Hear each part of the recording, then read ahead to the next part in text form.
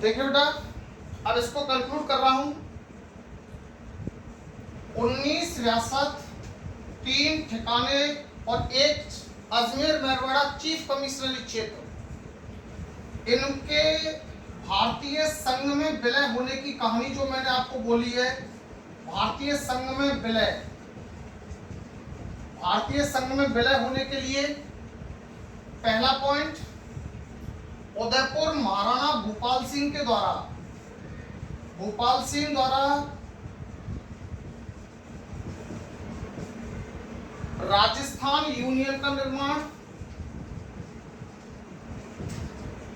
Rajasthan union,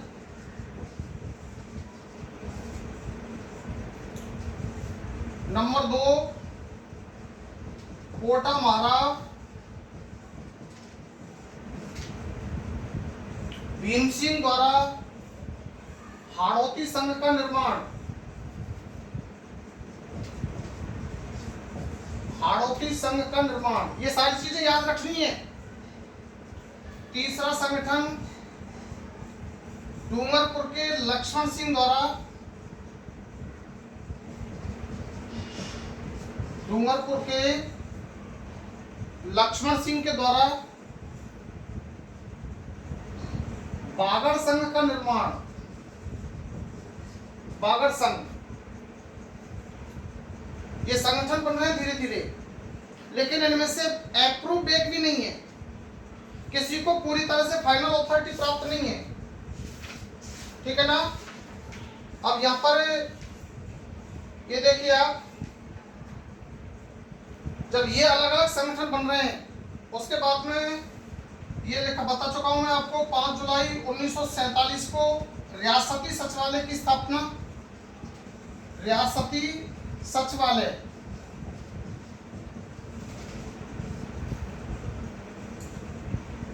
इस रियासती सचिवालय के द्वारा यह अनाउंस किया जाना, रियासती सचिवालय के द्वारा क्या कहा गया कि वे सभी रियासतें अपना पृथक अस्तित्व रख सकती हैं जिनकी आय, इनकम 1 करोड़ और जनसंख्या 10 लाख से ऊपर हो, आमदनी 1 करोड़ वार्षिक और जनसंख्या 10 लाख या उससे ऊपर हो। इस शर्त को पूरा करने वाली राजस्थान की 19 रियासतों में से केवल 4 हैं, जोधपुर, बीकानेर, जोधपुर, बीकानेर, जयपुर और उदयपुर, ठीक है ना। जोधपुर महाराज भोपाल महाराज के चक्कर में आकर के मोहम्मद अली जिन्ना से बात करने में व्यस्त हुए। ये दोनों के दोनों जोधपुर प्लस धौलपुर अभी तक ये सभी स्वतंत्र हैं। बीकानेर अपने आप को सबसे पहले भारतीय संघ में सम्मिलित होने की घोषणा करता है 7 अगस्त 1947 को, जब बीपी मेनन, माउंटबेटन, सरदार पटेल ने हनुमंत सिंह को समझाया, जोधपुर महाराज हनुमंत सिंह को, तो ये भी घोषणा कर देता है 9 अगस्त 1947 को। और बाद में सारी रियासतें एक एक करके सिग्नेचर करती चली जाती है भारतीय संघ में सम्मिलित होने के लिए, और लास्ट में सबसे अंत में रह जाता है धौलपुर, जो 14 अगस्त 1947 को ये भी अपने आप को भारतीय संघ में सम्मिलित कर देता है। तो ये कहानी तो रही भारतीय संघ में सम्मिलित होने की। अब जब ये भारतीय संघ में सम्मिलित हो गई और देश 15 अगस्त 1947 को आजाद हो गया, अब बात आती है एकीकरण की, क्योंकि उस टाइम पर एक चीज और ध्यान रखने की बेटा, कि रियासती सचिवालय ने भारतीय प्रांतों को 4 भागों में बांटा था। का, खा, गा, घा श्रेणी के राज्य।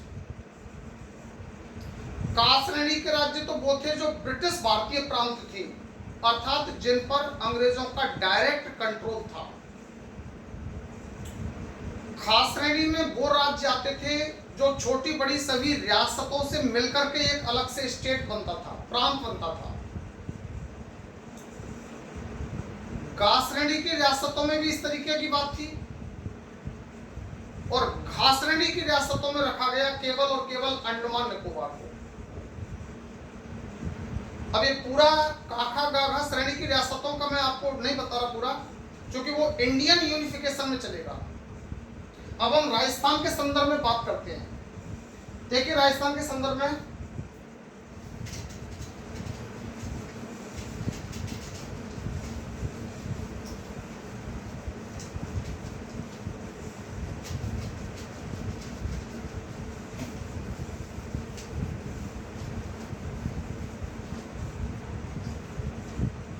जब राजस्थान के एकीकरण की बात आई और राजस्थान का एकीकरण का प्रोसेस शुरू हुआ, तो सबसे पहले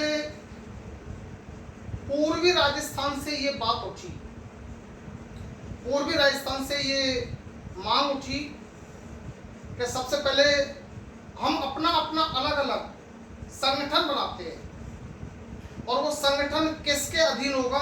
रियासती सचिवालय के। ये विशेष इंपॉर्टेंट बात है।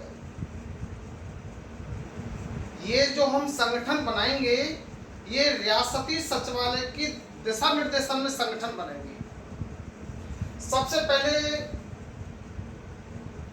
ये एक सामान्य बात है जिसको आप सुन चुके हैं, पढ़ चुके हैं, इतने टाइम से पढ़ते चले आ रहे हैं कि राजस्थान का एकीकरण 7 चरणों में पूरा हुआ। लेकिन 7 चरणों में कब कब कहां किस किस तरीके से क्वेश्चन बनते हैं ये आपको बहुत विशेष ध्यान रखना है। पहले संगठन का नाम दिया गया मत्स्य संघ,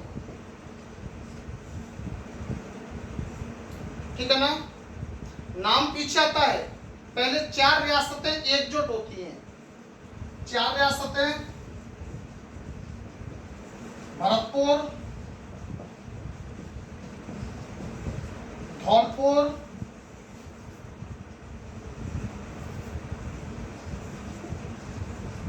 अलवर, करौली। ये 4 रियासतें एक साथ एक यूनिट में आती हैं। 4 रियासतों का जब एक संगठन बना, ये निर्धारित किया गया कि चारों शासकों के नरेश भरतपुर में अपनी मीटिंग करेंगे। और भरतपुर के किले में अगर आपने देखा हो, एक किशोरी महल है, किशोरी महल। ये रानी किशोरी महाराजा सूरजमल की पत्नी थी। किशोरी महल में मीटिंग ऑर्गेनाइज करने का प्रस्ताव पास हुआ। यहां पर ये सभी शासक इकट्ठे हुए। मीटिंग 17 तारीख को होनी थी, लेकिन क्या किया भरतपुर महाराज ने और थोड़ा सा उपद्रव कर दिया।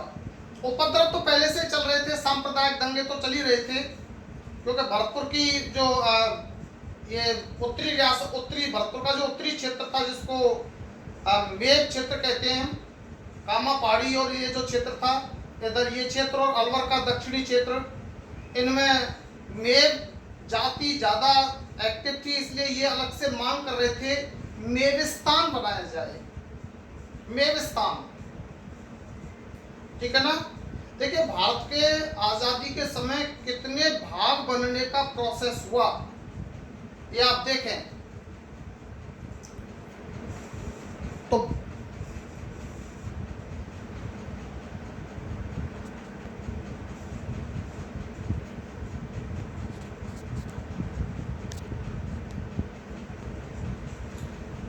मेविस्तान बनाने की जो बात थी, तो उसके कारण चूंकि सांप्रदायिक दंगे चल रहे थे, उन सांप्रदायिक दंगों पर हमें फोकस नहीं करना है। अब हमें यहाँ पर ये ध्यान देना है 17 मार्च को ये दंगा फसाद के कारण ही ये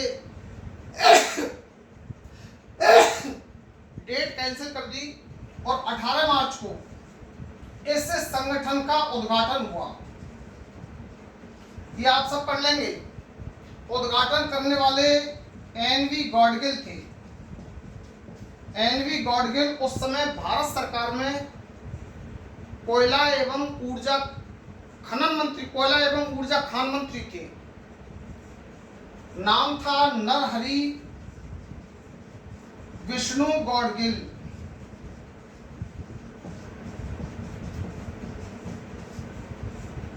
ठीक है ना। संगठन में कुछ इस तरीके की बातें थी, क्योंकि उसी समय पर 30 जनवरी को गांधी जी को शूट कर दिया गया था नाथूराम गोडसे के द्वारा।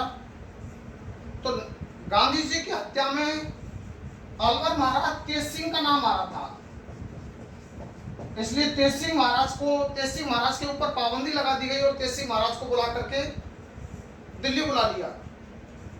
और इनके जो प्रधानमंत्री थे वीएन खरे साहब, वीएन खरे भी हिंदू महासभा के अध्यक्ष रहे थे, तो वीएन खरे भी सबके दायरे में थे। हालांकि इनको बाद में स्वतंत्र कर दिया गया, इन पर किसी प्रकार के आरोप प्रत्यारोप नहीं लगे, लेकिन ये दोनों के दोनों उस केस की संदिग्ध अवस्था में आ रहे थे। ऐसी स्थिति में फिर क्या होता है बेटा, एक एक चीज को पढ़ते चलते हैं, उसके बाद में फिर इसको समराइज करेंगे। राष्ट्र प्रमुख का पद किसको दिया जाए? एक ऐसा व्यक्ति जो शांति प्रिय व्यक्ति हो। राष्ट्र प्रमुख का पद सृजित किया गया और मिस्टर उदयभान सिंह को, धौलपुर महाराज उदयभान सिंह को राष्ट्र प्रमुख बनाया गया। फिर उपराष्ट्र प्रमुख का पद किसे दिया जाए? उपराष्ट्र प्रमुख का पद अलवर महाराज तेज सिंह को दिया गया। उपस्थित नहीं थे, लेकिन एक सम्मान के तौर पर उपराष्ट्र प्रमुख का पद धौलपुर अलवर महाराज तेज सिंह को दिया गया। अब बात थी बेटा कि प्रधानमंत्री किसको बनाया जाए? प्रशासन चलाने के लिए, चारों रियासतों का प्रशासन चलाने के लिए प्रधानमंत्री के तौर पर नाम सुझाया गया शोभाराम कुमावत का। शोभाराम कुमावत ये अलवर से ही थे, और ध्यान रखें कि इसी के नाम पर अलवर में आज भी कॉलेज चलता है, बाबू शोभाराम। इसके बाद में बेटा उद्घाटन और उद्घाटनकर्ता का नाम मैंने बता दिया, एनवी गॉडगिल 18 मार्च को। फिर बात आती है राजधानी कहाँ रखी जाए? राजधानी, तो राजधानी के लिए अलवर को ही चुना गया, फिर राजधानी अलवर में रखी जाए। फिर इसके बाद में मंत्रिमंडल बना। मंत्रिमंडल में 8 व्यक्ति रखे गए। इन 4 रियासतों का पूरा प्रशासन चलाने के लिए प्रशासन चलेगा शोभाराम कुमावत के नेतृत्व में, और 8 मंत्री काम करेंगे। 8 मंत्रियों में से कोई रेवेन्यू को संभालेगा, कोई जुडिशियल को संभालेगा, कोई उसको क्या बोलते हैं डिफेंस को संभालेगा, कोई इस तरीके से एक काम दिया गया। इन चारों रियासतों का जो क्षेत्रफल बैठा था वो था 1,20,000 वर्ग किलोमीटर। ये ध्यान रखें, एक बार शायद कंफर्म तो नहीं हूं, महिला सुपरवाइजर के पेपर में ये क्वेश्चन पूछा जा चुका है कि मत्स्य संघ का क्षेत्रफल कितना था। तो इसलिए प्रत्येक संघ के क्षेत्रफल का ध्यान रखना है। मत्स्य संघ का क्षेत्रफल था 12,000 वर्ग किलोमीटर। इसके बाद में आती है बेटा बात इसका जनसंख्या। तो जनसंख्या थी 1.8 करोड़, और वार्षिक आय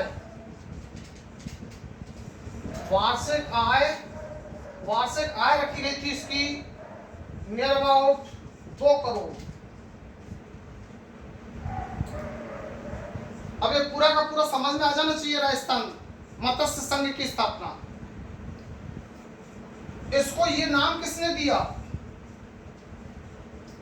महाभारत काल के प्राचीन गौरव को ध्यान में रखते हुए, या महाजनपद युग को ध्यान में रखते हुए, चूंकि महाजनपद काल में जब 16 महाजनपद बने थे, अगर प्राचीन भारतीय इतिहास के बारे में नॉलेज हो तो 16 जो महाजनपद बने थे उसमें से एक महाजनपद मत्स्य महाजनपद था, जिसकी राजधानी विराटनगर थी। और मत्स्य महाजनपद की सीमा पर ही दूसरा महाजनपद था जिसका नाम था सूरसेन। उसकी राजधानी मथुरा थी। आई बात समझ में? तो ऐसी स्थिति में कन्हैयालाल माणिक्यलाल मुंशी, के एम मुंशी ने और इस संगठन का नाम दिया मत्स्य संघ। अब देखिए, सबको समराइज कर रहा हूं पूरी तरह से, एक एक चीज को देखते चले, और जहां कहीं आपको ये लगे कि प्रश्न पूछना है, प्रश्न जरूर पूछें।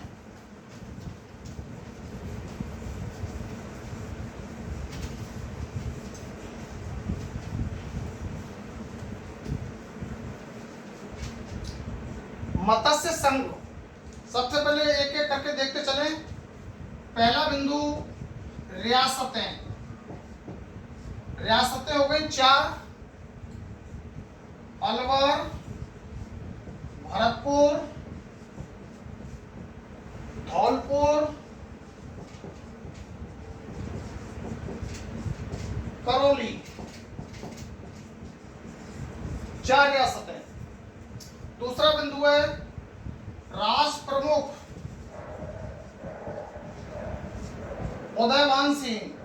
किस रियासत के लीडर हैं? धौलपुर, उदयभान सिंह। चाहो तो ब्रैकेट में लिख लो धौलपुर। उपराष्ट्र प्रमुख, उपराष्ट्र प्रमुख के पद पर अलवर महाराज केसी, अलवर महाराज। प्रधानमंत्री शोभाराम कुमावत, शोभाराम कुमावत, ठीक है ना। उद्घाटनकर्ता, उद्घाटनकर्ता एन.वी. गॉडगिल। ये मैं आपको पहले नाम बता चुका हूं पूरा, नरहरि विष्णु गॉडगिल, ठीक है ना। उद्घाटन कब हुआ ये यहां पर लिख लें, 18 मार्च 1948। उद्घाटन जिस डेट को हुआ उसी दिन ये संगठन अस्तित्व में आया। इसके बाद देखते हैं बेटा, मंत्रिमंडल, सॉरी राजधानी हो गई, हाँ राजधानी अलवर। मंत्रिमंडल, मंत्रिमंडल में 8 सदस्य रखे गए। नीचे क्षेत्रफल, क्षेत्रफल है इसका 12,000 वर्ग किलोमीटर। जनसंख्या, ये सारा का सारा बिल्कुल रटना है तोते की तरह, 1.8 करोड़। और आमदनी लगभग 2 करोड़, ठीक है ना। ये चीज क्लियर हो गई। इसके बनने के बाद में रियासती सचिवालय ने एक क्लू छोड़ दिया कि भविष्य की संभावनाओं को देखते हुए इस संगठन को अगर उपयुक्त समझा गया तो राजस्थान या उत्तर प्रदेश किसी एक संगठन, किसी एक स्टेट में इसको शिफ्ट कर देंगे, किसी एक संगठन में इसको मिला देंगे। राजस्थान में मिलाएं या यूपी में मिलाएं। यहां एक चीज आपको और ध्यान देने की है, चूंकि भरतपुर महाराज विजेंद्र सिंह पर सांप्रदायिक दंगों के आरोप लगे थे, इसलिए स्पेशली भरतपुर का प्रशासन और भारत सरकार ने 2 व्यक्तियों के सुपुर्द कर दिया। एन.एस. सप्रू को भरतपुर का प्रशासक नियुक्त किया गया एनएस सप्रू, और कर्नल ढिल्लो को कमांडर नियुक्त किया गया। ये इस संगठन में ये बात बहुत इंपॉर्टेंट है। जब भरतपुर महाराज विजेंद्र सिंह पर सांप्रदायिक दंगों के आरोप लगे और विजेंद्र सिंह किसी तरीके से सत्ता संभालने में सक्षम प्रतीत नहीं हो रहे थे, तो ऐसी स्थिति में यह निर्णय लिया गया। ऐसी स्थिति में यह निर्णय लिया गया कि एनएस सप्रू को भरतपुर राज्य का प्रशासक बना दिया जाए और भरतपुर राज्य का सेनापति कर्नल ढिल्लो को बनाया जाए। आगे बात समझ में? अच्छा, बाद में जब राजस्थान का पूरा एकीकरण होगा तब एक कमेटी बनेगी रियासती सचिवालय के द्वारा, और उस कमेटी के द्वारा ये निर्धारित किया जाएगा कि इसको राजस्थान संघ में रखें कि राजस्थान प्रांत में रखें कि उत्तर प्रदेश में रखें। उसका लास्ट चरण में आपको एक्सप्लेनेशन दूंगा। यहां पर केवल और केवल जो इंपॉर्टेंट चीजें हैं, ये तो सारी चीजें आप लोग पढ़ते ही हैं। एक तो ये रटने हैं बिल्कुल फिक्स, और दूसरा भरतपुर रियासत से संबंधित ये बात ध्यान रखनी है। और बाकी की सारी बातें, एक चीज और, इसकी पहली मीटिंग कहां हुई, मत्स्य संघ का पहला अधिवेशन कहां ऑर्गेनाइज किया गया, याद रखें किशोरी महल भरतपुर में। Thank you. अगला लेक्चर देखिए राजस्थान के एकीकरण के प्रोसेस में ही, अगले लेक्चर में और आगे की बातें क्लियर करते हैं।